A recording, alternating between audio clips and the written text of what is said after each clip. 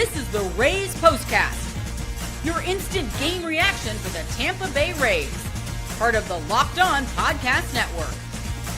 Your team every day.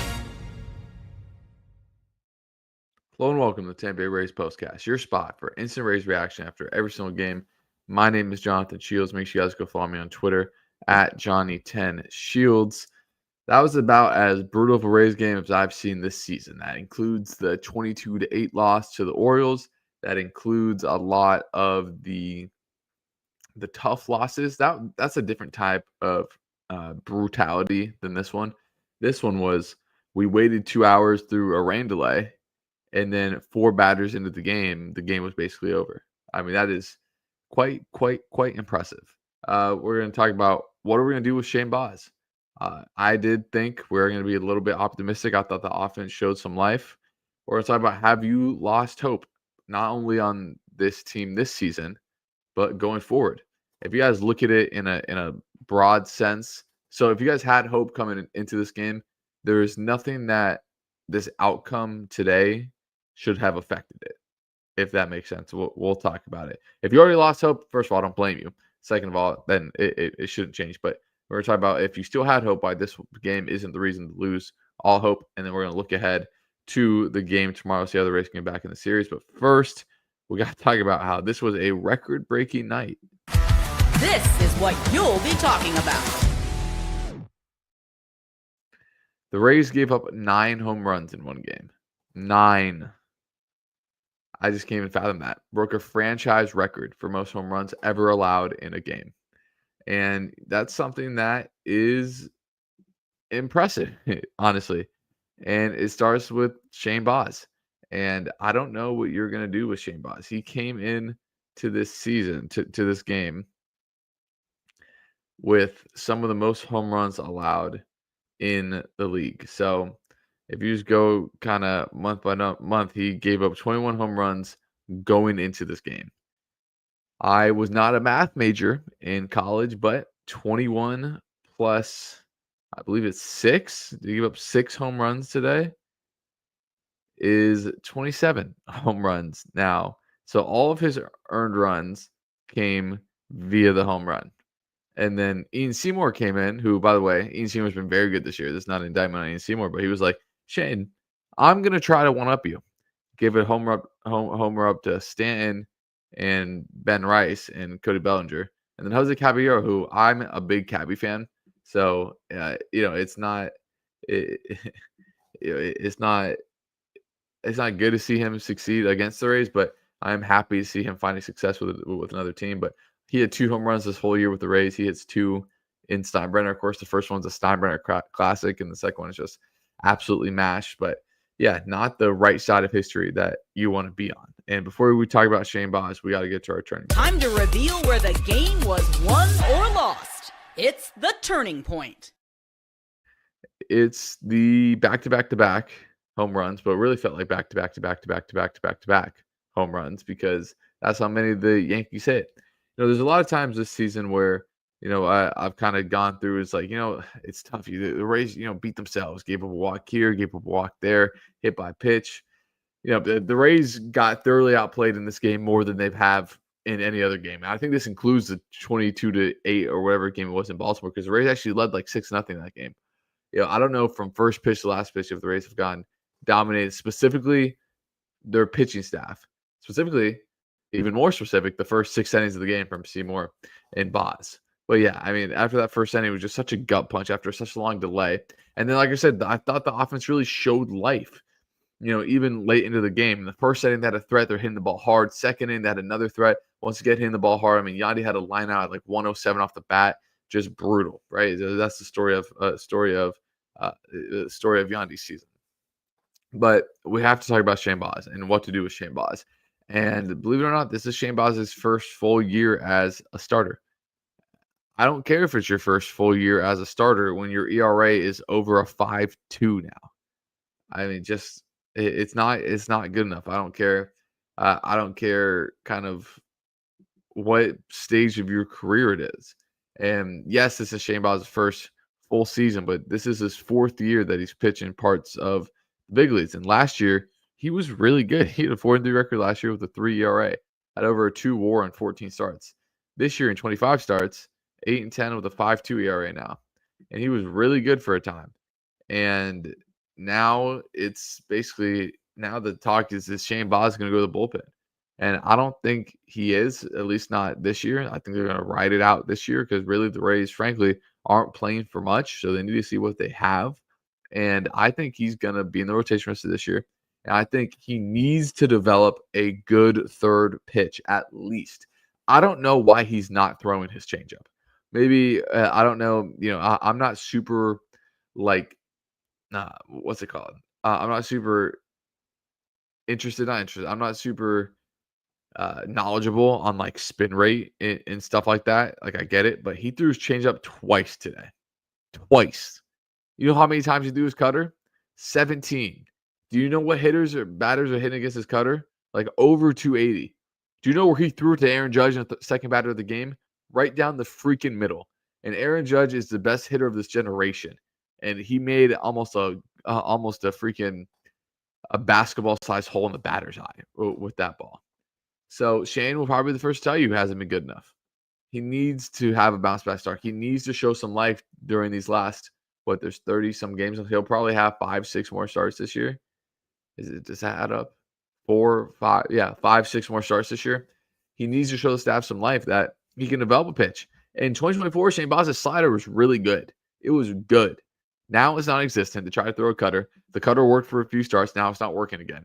Now he's basically a 2-pitch pitcher, and neither of those pitchers were really anything great tonight.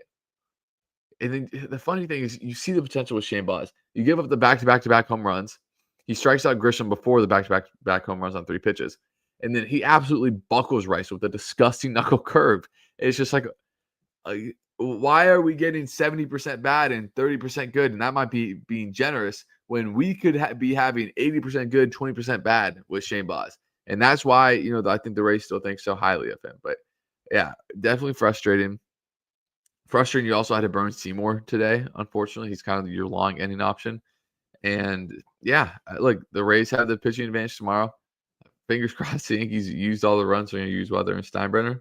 But the most important part is why today's outcome, if you had hope coming into this game, shouldn't change anything. And we'll talk about that right after this. This episode is brought to you by FanDuel.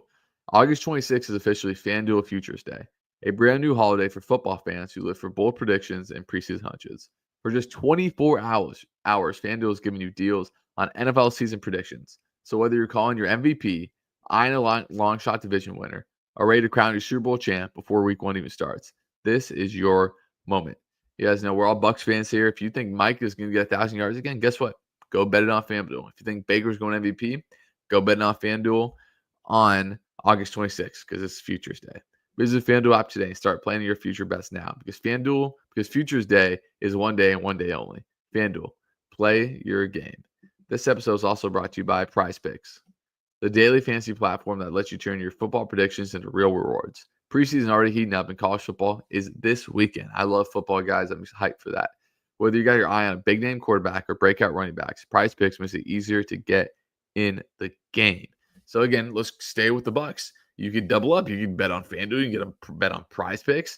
But PrizePicks, you need more or less on 2 to 6 players in stat protection. So I think Baker is going to throw for more than 3,800 yards. I think Mike is going to go over 925 yards. You can use PrizePicks and even FanDuel both to do it. But PrizePicks is definitely one of the top options. And again, with both of these, we're giving you guys some good deals to do it. With PrizePicks, you download the PrizePicks app today and use code LOCKDOWNMLB to get $50 in lineups after you play your first $5 lineup. That's code LOCKDOWNMLB to get $50 in lineups after your first $5 play.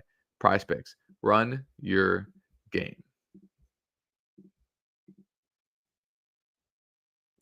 And so if you guys are in the live, make sure to leave a like and comment. It's like late night with the Rays did not want to leave us. Apparently, felt like the Rays were still on the West Coast. But here's why, if you had hope coming in this game, why you should still have hope. The Mariners and Red Sox are now below the Yankees in the standings. The Rays play those teams each 3 times. So if you're coming into this game thinking, oh, the Rays are 6.5 back, they still play the team that there is ahead of them, right? That includes Cleveland. All that is still true. Evan Kloski, one of the best follows on Rays Twitter, friend of the program, gave out the formula for the Rays to do it, and that includes winning every series.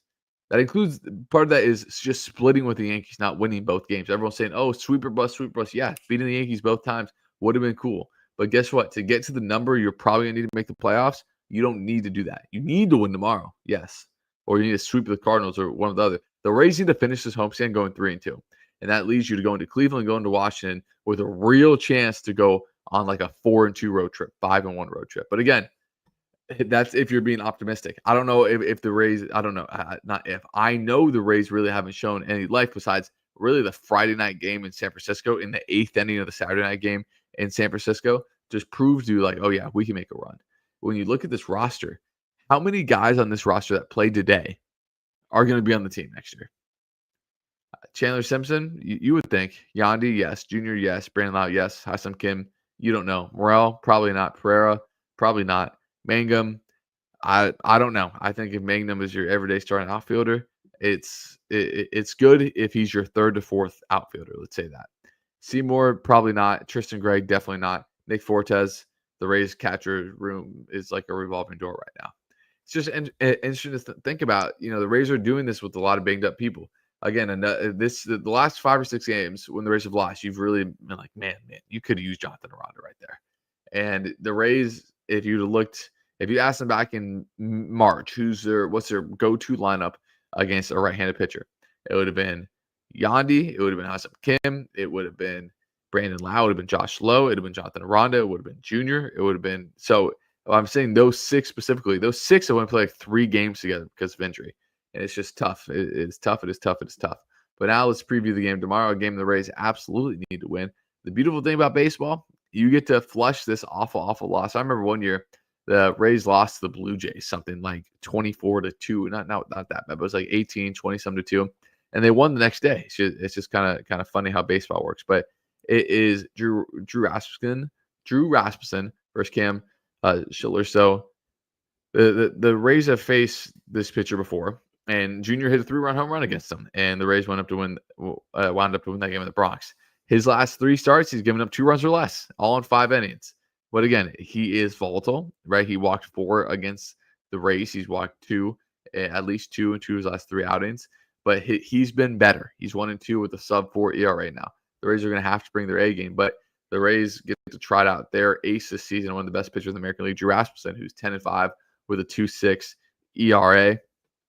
And he has only allowed 1 run over his last 17 1/3 innings. He has been dominant, to say the very least. Rays need more greatness out of Drew Rasmussen in order to pick up a big-time win tomorrow. But yeah, I see a lot of stuff too on Twitter and stuff about Shane Baz's splits at like home and road. Just talk about Shane Baz one more time. I hate the Steinbrenner field, and yes, Steinbrenner is bad for pitchers. Guess what? Carlos Rodon had to pitch in Steinbrenner today. He had a quality start. Drew Rasmussen, most of the time, not most of the time, a lot of the time, pitches in Steinbrenner. He's had a great year. Ryan Pepio has a sub-3 ERA, pitching in Steinbrenner half the time. I hate the stadium excuses. It's not realistic for me. Like when Brandon Lau earlier in the year said, oh, part of the reason the Rays are having trouble is because of the wind in Steinbrenner. Who cares? The other team is playing in the same exact stadium as you. That's what makes baseball great. You can be playing like in the freaking sandlot on a dirt field in the middle of a neighborhood, or you'd be playing in a 45,000 seat stadium like Yankee Stadium. At the end of the day, you're going to have 9 guys on the field, 9 guys coming through the order, and 27 outs. So yes, Shane Baz is worse at home. But guess what? When you throw a cutter that leaves Aaron Judge's bat at 112.3 miles per hour and goes 439 feet dead center field, doesn't matter what ballpark you're in. So that's just something that frustrates me when I see that excuse kind of hold out there. Because, yeah, some people are, Willie Adames couldn't hit at the Trop forever, right? It doesn't matter. The Rays played there. The Rays are going to play 81 games there. So it's something that Shane Baz is going to have to figure out for whatever many home starts he has left. Let's go to the comments as we go to Gary first. This was a brutal beatdown, 9 homers, including 2 from Jose Caballero. When someone asked me what happened to the Rays after June, I'm truly at a loss to explain. I mean, I can try to explain it. It's the bullpen was really bad for a point. When the bullpen got better a little bit, the starting pitching got good, and then the starting pitching got bad. I mean, and then when the starting pitcher was good again, the bullpen faltered a little bit again. And then when all of that kind of measured up, the offense didn't do anything. The Rays didn't have many complete wins, and that's something that has hampered them. And it's just been another thing after another thing after another thing as well. So we go to Justin. He says, "Why do we trade Cabby to the Yankees? Could have been any other team. Man, why choose a division rival?" Let's not freak out about Cabby having 2 home runs tonight. Like, this was probably the first time in a very long time Cabby had 2 home runs in a game, if not ever. So again, Cabby is a great player, or not a great player. Cabby is a good player that provides immense value stealing bases and that can play multiple positions. But let's not let him hitting 2 home runs today kind of freak out. It's like, man, like, I cannot believe the Rays traded him. I can. I can believe the Rays traded him. So yes, I could honestly say that there's a chance Caballero won't hit 2 home runs in the same game for the rest of his career. As simple as that. This was definitely his first 2 home run game in the majors. I'm just doing a quick search to make sure, and it is. It's his first 2 home run game in the majors. He normally goes months hitting 2 home runs or less. So yes, it sucks that he went crazy today. But let's not freak out and act like Jose Caballero was Junior Caminero, right? Like, Cabby is a great player that provides immense value. It's not out of this world that the Rays traded him. It's okay. As we go to the Shadow Siren, the season's been over for a while now. That's a reality. I think it's very concerning when the coaching staff's thing they pride on. The pitching has been up and down. Yeah. I think in recent years, the Rays' inability to develop in-house starting pitching. Taj Bradley, in-house, gone. Shane Baz, in-house starting pitching, regressed this year. Taj regressed this year. Shane McClanahan's his success story. A guy that will not be named that got charged for malicious things has played in a Rays uniform more recently than Shane McClanahan. And again, that's not on the Rays. That's just unfortunate events for Shane, and I cannot wait till he's healthy again. But again, I'm not gonna alert the alarm bells and be like, oh man, Kyle Snyder and Kevin Cash don't know what they're doing with the pitchers. Like, no, they know what they're doing. They're still probably, if not the best, second best in the league in doing it. But yeah, it's definitely time to start raising some eyebrows. Like, man, these 2 guys had a ton of talent and doesn't look like they're putting it together for the Rays right now. Like, kind of what went wrong. And the last one here, we go to Gary. Says, want to be optimistic, but the truth of the matter is this team has not put together any sustained success since the hope of June. What is the reason to believe that there is now other than faith and hope? There's none other reason, just faith and hope. Every single time I watch a Rays game, it's hoping that win, that this game, that first inning, right? So when I turn the game on tomorrow, 7:35 tomorrow, to watch Drew Rasmussen face Trent Grisham for the first pitch, it's like, maybe this will be the game to start the streak. And that's what's great about being fans. We get to think that way. That's probably, I can guarantee what the Rays are thinking, right? What if this win leads to winning 4 or 5? What if it leads to winning 8 to 10? What if it leads to winning 26 of 11 or going 26-11, which is what they need to do to probably make the playoffs? So that's why I watch every game. Doesn't mean I think it's going to happen, but I think it's still good to have that option to be like, man, what if this is the game to get things started? What if this is the game for the Rays to ride off 8 in a row, right? And that's what I'll leave you guys going to. So if you guys are frustrated, which you should be, this was an awful loss. It was an embarrassing loss. Why can't tomorrow be the game that starts the streak? I'm not saying it is. There's always people in the comments that just can't wait to comment the most negative things ever. I'm not saying the Rays are going to go win 8 in a row. I'm thinking of, if you want to keep watching the Rays and give yourself some enjoyment doing so, because watching the Rays hasn't been incredibly enjoyable since July. Now, I love it. I'm going to miss the Rays dearly when they're gone, but it sucks watching your team lose. You want to give a way to be optimistic, Gary? Like that's the way that I'm being optimistic. But you're right. If you're just looking on pure product of the field, the last 7 weeks, it's nothing to really be optimistic about, and it's tough because I think this team, roster-wise and coaching staff-wise, everything-wise, was good enough to be a playoff team, but it's unfortunately looking unlikely. But we'll leave it there. The beautiful thing about baseball, even in awful games like this, the Rays still have to pick themselves up and go play a game tomorrow. And we'll be right here tomorrow, hopefully earlier, fingers crossed earlier, right back here tomorrow night, hopefully after a Rays win. See you guys then.